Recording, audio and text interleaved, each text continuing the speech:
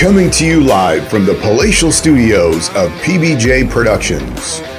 Welcome to Patrick and BJ Talk Real Estate, where we talk about life, the universe, and everything as it relates to real estate. Hey everybody, it's BJ. And Patrick. And we're back talking all things real estate, and just want to thank all of you that have subscribed, and just ask if you're watching this for the first time, take a minute, subscribe to the channel, or maybe the 20th or 30th time. Just take a minute, subscribe to the channel so that we're getting everything out to you and you're not missing out on anything. So, all right, here we go. You know what they're trying to sell us this time? What's that? Home ownership is only for the rich now. How do you like that? Yeah, well, I think the clients of mine that are first-time homebuyers would beg to disagree. And not everybody's rich. Even in little old Victoria, we had like 680 sales last month. Like, all those people weren't rich, I promise you, right? Yeah. And I'll get into it. This is probably going to be like the rant and rave warning before we really get into this, right? Mm-hmm. So, Ipsos, thank you. I'm glad you're here because sometimes my English just doesn't work. Conducted a poll for Global News, and they said, this is the results, 80% say this is of non-homeowners, so there must be tenants. Okay. 80% say that home ownership is for the rich. How do you like that? And 72% of non-owners in Canada have given up on home ownership. You know what I want to ask you? We talked about this before. Mm-hmm. How does mindset work on this? Well, mindset's huge because, okay, let's use Devin and his family as an example. Yep. Okay, so past clients of mine, we've done a video on them and talking about their story and how they got into their home. They were convinced, 100% convinced, that they could not buy a home. Yeah. And this wasn't yesterday. Right. Like with the current state of affairs, yeah, prices, whatever. Yeah, everything was higher, price-wise. Yeah, when this even was going higher, on. okay. Yeah. And then suddenly, they're put in a position where they have to find out what's going on because their landlord is, their son's coming home, something like that. Yeah, and many people get put into this situation. Yeah. Yeah. So, but here's what he said to us in our interview with him. He said, and I asked him, why did it take so long? And he said, I just believed everything that I read on the internet, and I never thought it was possible until I actually started talking to people who knew something about it, and I found out it's very possible for me. Right. They were sort of forced to face that situation. Yeah. And if they were never forced, they could have been renters still. Yeah. Yeah. So it's interesting with mindset. And there's another, I think it was a 2001 study done, Statistics Canada, I think, did it. I can't remember exactly who did it. If your parents owned a property and growing up, you're more than twice as likely to own a property or right. get into ownership. Sure. And yes, there could be some benefit or advantage that the bank of mom and dad helped. Mm-hmm. You know how many? Exactly? It's like 28%. Okay. Yeah. If it's, I'm rounding. I don't know what the point was, but whatever it was. So there is some help from bank of mom and dad, but not every time. If you grew up in a place where your parents own more than one property, vacation property, rental property, something like that, mm-hmm. It's even more than that. The chances are even greater. Yeah. So it has everything to do with mindset. Yeah. And, it's interesting, we know this, that we are a product of our beliefs moving forward, of what's possible, of what's not possible, of what we can do, whether example, I remember talking to someone and she said to me, I just never thought I could get good grades. Oh. For no other reason than she just didn't think she could get good grades because nobody else got good grades in her sphere of influence. Okay, that's fair. Right? But she ended up going to college. I think it's like a huge proud moment when you were the first person, I'm not saying BJ is, in general I'm speaking, that when the first person to go to university in their family or post-secondary to have like a formal education, Yeah. they're very proud of that. And I think that goes along the same lines. If both your parents are post-secondary educated, I bet I could do your own research, but I bet you this is true. You're more likely to go through post-secondary education if your parents were, Yeah. right? I think Sure. this has a lot to do with how your upbringing is. I'm not saying it's not possible, like for all the other situations, but it just, this is where I'm gonna get up excited about, right? I'm gonna rant on something. Okay, but let's continue on the survey results. 51% of would-be, or let's say tenants that have a desire to have be homeowners, 51% would consider co-ownership. Okay. Now, this isn't in the survey. I found this in an article. I want to talk about this later, where parents will help with a purchase, not as a co-signer, but as a co-owner. Okay. So either, maybe the parents move into the property and they become like responsible for the house and the mortgage payments, that kind of thing. As a co-owner, they might also be occupying. It doesn't have to be, but they could be. So that'll be, I want to dive deep into that in a different video. So I'm just going to go on from there. Okay, so of those people who are tenants, non-homeowners, the survey says 52% say not enough housing will be built to keep up with demand. This is their belief. Yeah. This is not to say that it's factual information. This is just the belief. And also 50% expect immigration to continue to drive high demand. Yeah. Okay. This is their belief. I don't think that's feeling. yeah. I don't think that's true from the numbers, but Great. So this is from an uninformed opinion. okay. And if you believe everything that you see on the TV, like there's a foreign buyer ban. So I'm not sure exactly how immigration, unless it's like, it takes a long time to achieve permanent residency Yeah. to avoid the foreign buyer ban. So there's a delay on that demand, right? Yeah. So it's not a problem right now. Right now it's banned. Foreigners cannot buy homes here, right? Period. Unless they have permanent residence. Yeah. Exactly, right?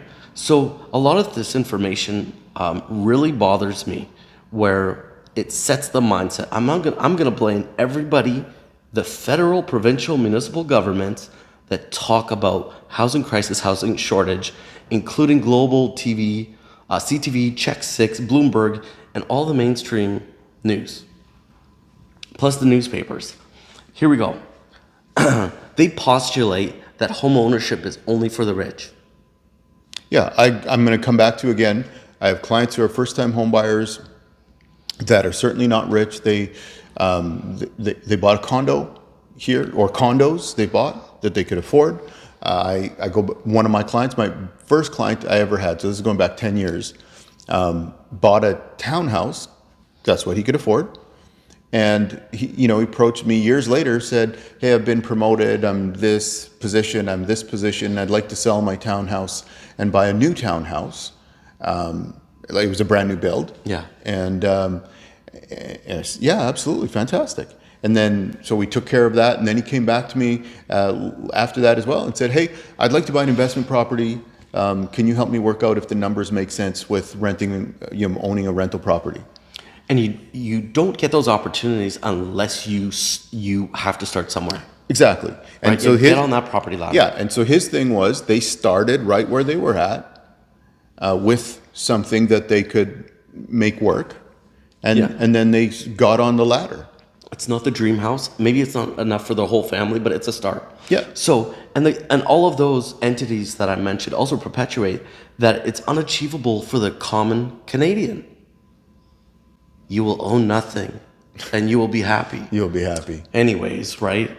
And then And so here again, we come back to, I think it's super important to emphasize, we come back to mindset and belief of what is possible. Thank you. Yes. And all of those entities propagate misleading information. This survey is exactly the problem with like people complaining that it's impossible. Well, So here's the thing. For them, it will be.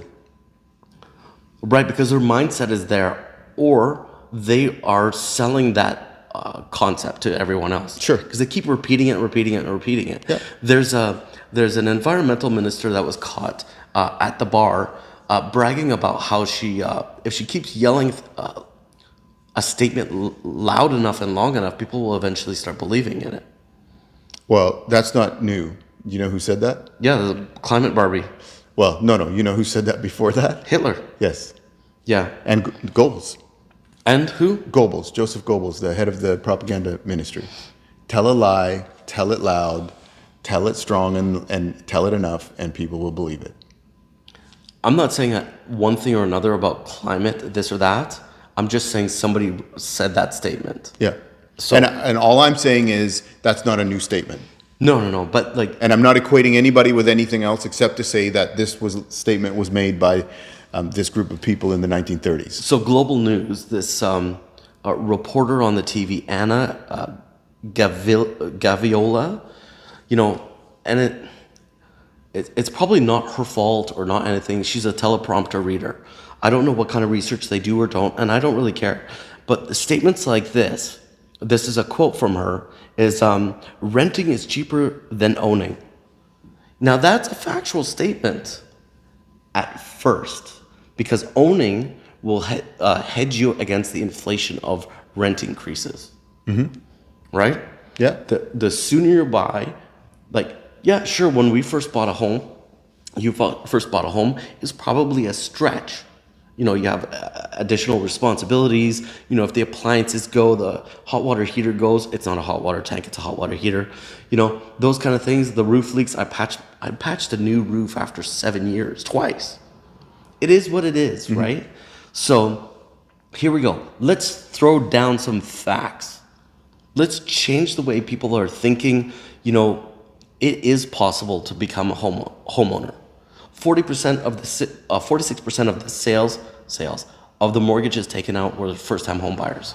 Here we go. Other than that, usually it's about 50% of the mortgages since 2014 reported by Bank of Canada. There's my source. Are first-time mortgage holders. Right. Yes, recently interest rates have affected everyone, and that has decreased it down to 46% of the mortgages taken out. The average price paid for a first-time home buyer, this is Statistics Canada was where I'm getting it from, is $530,000. Now, it's a little bit different for people, immigrants. People who landed immigrants, came to Canada, got the permanent residency, they spent actually more as a first-time home buyer than Canadians. Okay. If that's interesting enough. Yeah, it's not the median price range of 1.1 million, 1.2 million. It's 63 trillion times more than the average salary. This is all nonsense data that's being reported. Please do not buy into this nonsense. Given the average income was $83,000, the average down payment on this $530,000 purchase was 7.6% down payment. Okay.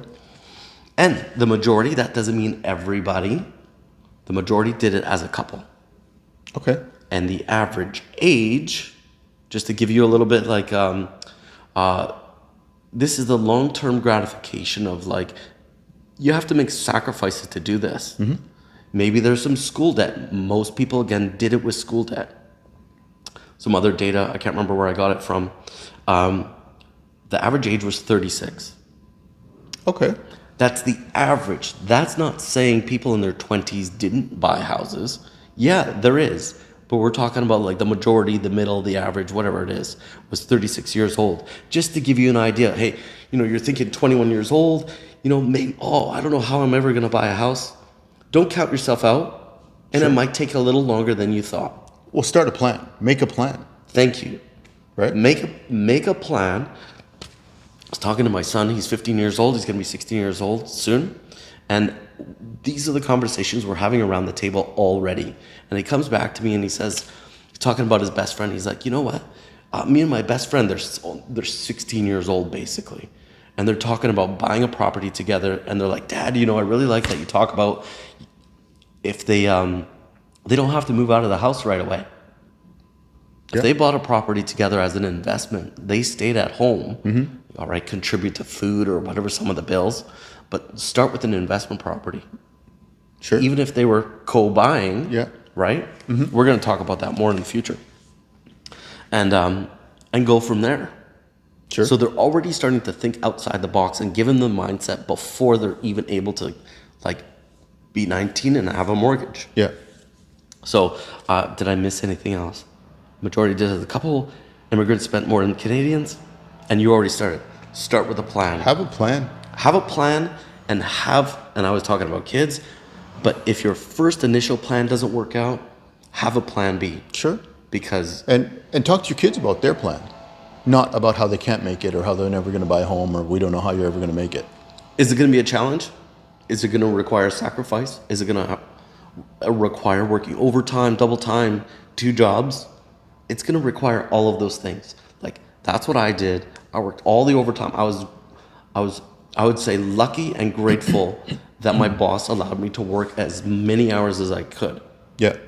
And I had a great crew. We were all workaholics at the time, right? We're all young, lots of energy. And we had the capacity to do it. Yeah. So we did it. And I didn't spend my money. Excuse me. I didn't spend my money on a lot of things. And we saved money for our down payment. Yeah. So, and I think the biggest thing for, like, the most expensive places in Canada is Vancouver and Toronto is not all of Canada. That's correct. You can have a happy life, an exciting life, a fulfilling life, family, all of that. It doesn't have to be in Vancouver. Sure. It doesn't have to be in Toronto. Yeah, I'll use Edmonton as the example. That's where I grew up, and that's where I bought my first home and second and third home. Beautiful. You know, I loved living in Edmonton. What brought you to Victoria? It was just a change of career.